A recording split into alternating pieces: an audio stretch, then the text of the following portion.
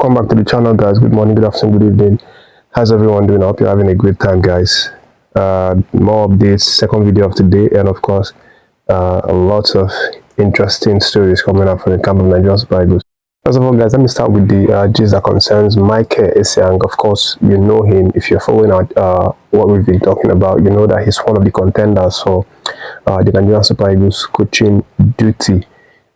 He's an American Nigerian, of course, based in the US, currently coaching the under-17 US national men's team. But of course, we talked about in one of the previous videos that he is one of the top candidates that NFF are also considering, and he's now spoken with the newsman, and what he said now is that he is the best candidate. He's calling out to NFF that they should forget about every other person, that he is the best candidate, the best chance NFF has at getting the best coach that has all the right combination of expertise, experience, merging two continents, America and of course Africa, that he has everything that it takes, to take Nigeria to the next level. He also talks a lot about, his understanding of the game, calling from the experience that he has in the US. He talks about his ability to also merge infrastructure, because of course infrastructural technology in the US is top notch in terms of coaching, in terms of technicality of the game, in terms of scouting players. Of course, Nsien is stating that he is the best man that has all the right ingredients, to become the coach that Nigerian Super Eagles is looking forward to.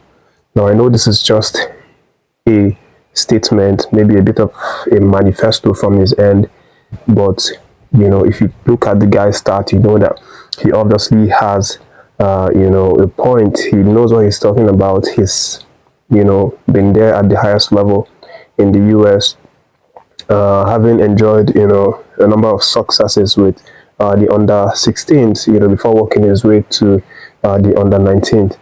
And he has the ambition, he has the willingness to embark on the journey of becoming Nigerian Super Eagles coach. And that's what he's now come out to say, to NFF. What do you guys think about this? Nsien coming out specifically and categorically telling NFF that he is the best candidate for this job. And of course, NFF, has already stated in the previous video, we talked about that through one of their spokesperson, that they have received more than 500 applications from different coaches who are willing to become the head coach of Nigerian Super Eagles, and of course the Eaglet.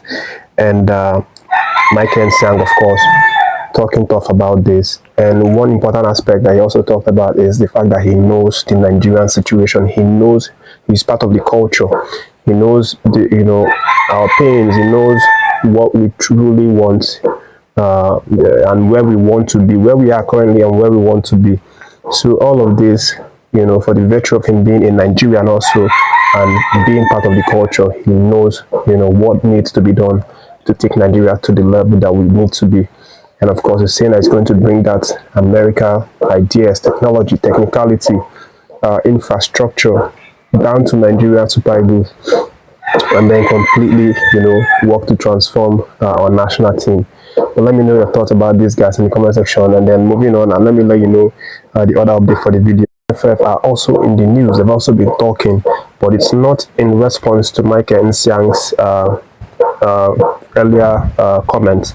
It's in fact in response to what's going to happen after they finally appoint their coach, their man. So what NFF is saying right now is that they are going to allow the coach, the appointed coach, to actually have the responsibility of picking his backroom staff, his assistant coaches, and all the people that he's going to be working with, because all the ideas and philosophy of the coach to actually be in unison, to be common with those of his backroom staff. They don't want the situation, or they want to avoid the situation whereby they have different philosophies, making the dugouts, where the coach has his philosophy, assistant's philosophy is contrary to the coach's philosophy, and different areas like that.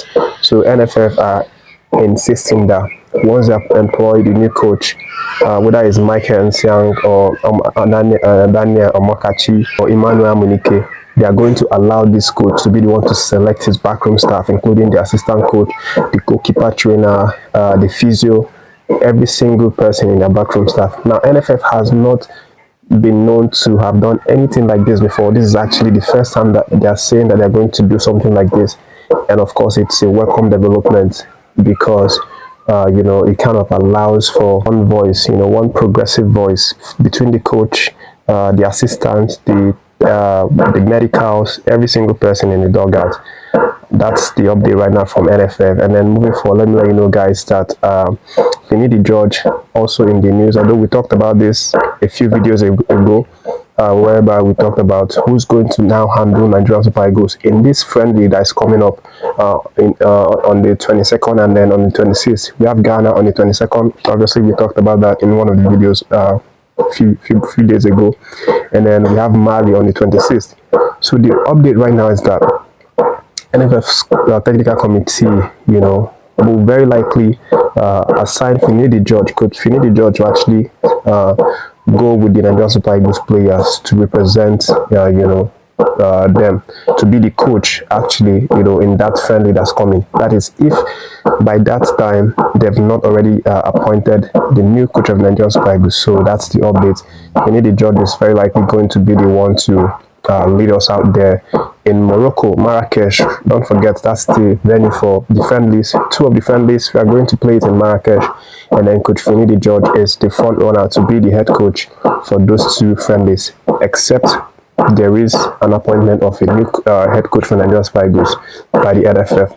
So leaving that, just guys, let me let you know the other ones, which are concerns the fact that Lesley, who is a Chelsea midfielder. If you're a Chelsea fan, you definitely know about this guy. He's a wonder kid. He's definitely a kid for the future.